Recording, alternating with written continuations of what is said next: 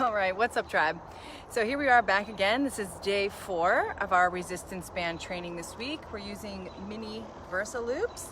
I'm Coach Morgan with Fused2Fitness, and today we are going to focus on some lower body movements, and we're going to put together a workout with 6 different exercises. So this is day 4. If you missed day 1, back and biceps, day 2, chest and triceps, day 3, shoulders, you might want to go back and revisit those and then learn how to do the movements and write down those workouts. We're putting together a routine that you can do from home or anywhere using your Versa loops.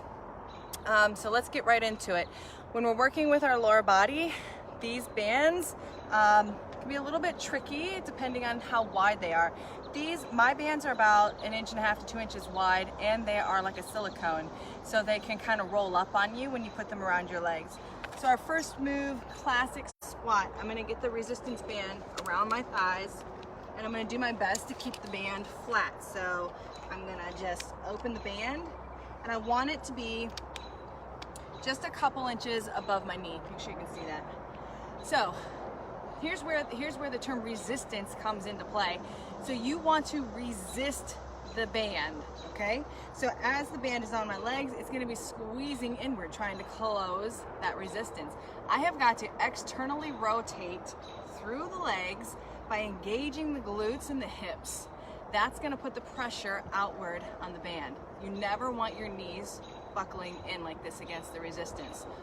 If it is and you can't keep that external rotation, make sure you move to a lighter band. So first thing, we want that external rotation.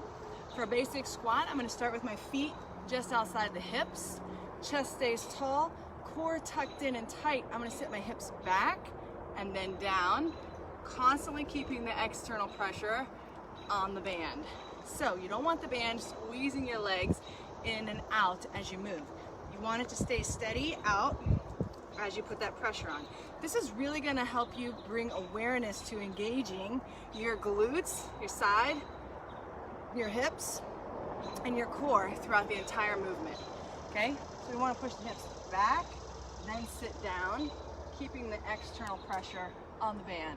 Squats. Okay, we can also do a wider squat. So that was just feet outside the hips. We can open the legs just a bit more. Now we're really going to feel more tension. The wider you stretch the band, the harder it's going to get. So we really want to rotate out, pushing the knees wide over the toes, and then coming back in. I love getting down into the bottom range of the squat, hold, and then squeeze out. As you stand up, resist the band. Don't let the band pull your legs together. You resist the band to come up. So those are our 2 squats. Keeping the band here, we're going to move into a bridge. So you're actually going to lay down on the ground. Okay? Feet are going to be right in line with your hips. Knees, you want to pull the heel in about a foot away from your butt. What we want to do is resist the band, so open the knees in line here with the hip. Press, squeeze, open, close, release. Okay? Press, open, close, release. A couple of parts happening here. As you press down and forward into the ground, squeeze your butt. Just keep your butt tight as you open the band, close, and lower. That's your bridge. All right, let's move on to the booty. Second position for your band when you're working your legs is we're going to bring it down to the ankles. So this move takes a little bit of balance, and if you need to hold on to something, you can grab a chair or a wall. It's totally fine. Balance is going to be the secondary portion to this. Okay, so I want you to plant one foot. You're going to hinge forward slightly so that your chest is in line with your big toe. Your nose is in front of your foot. We're going to kick this band out at an angle. We're looking for like a 45-degree angle. I'm keeping the foot flexed, squeezing the butt tight. That's our movement right there. Tight through the core. This is all in the booty. Press, return. So I'm hinged forward, kicking the heel to the corner, and then back to the corner and back.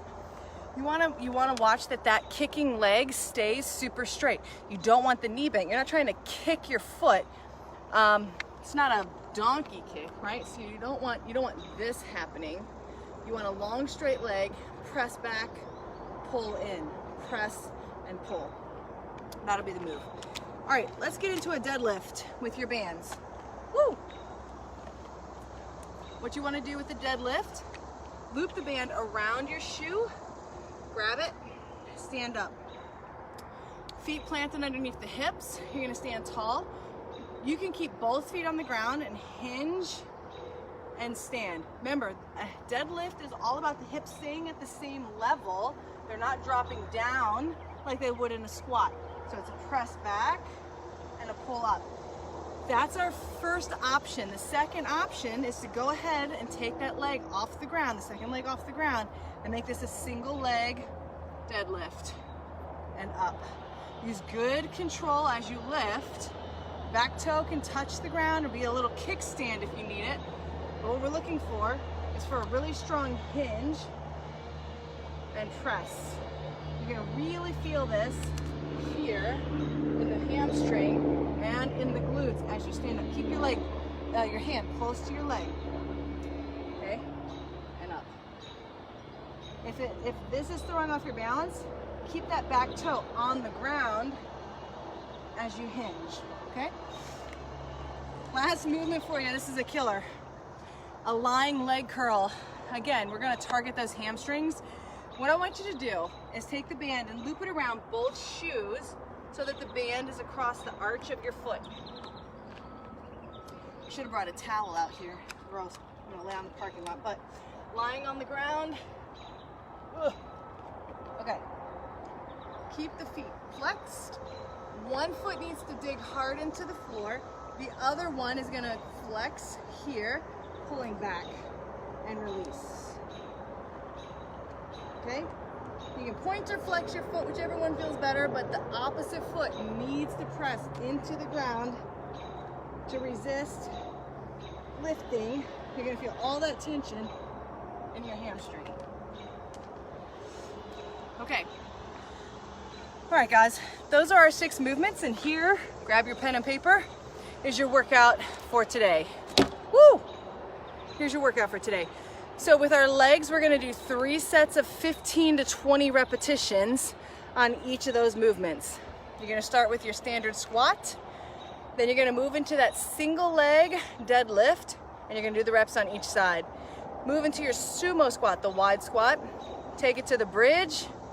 You have the single leg kick on each leg, and then to wrap it up, your lying leg curls on each leg. That's your lower body resistance band workout for day 4 on our resistance band training. Guys, how are we doing so far? We've got one more day in the training. I want to know if you guys are feeling a little more confident in how to apply these bands and create a workout from home. Talk to me and let me know how it's going. Commit, don't quit, team.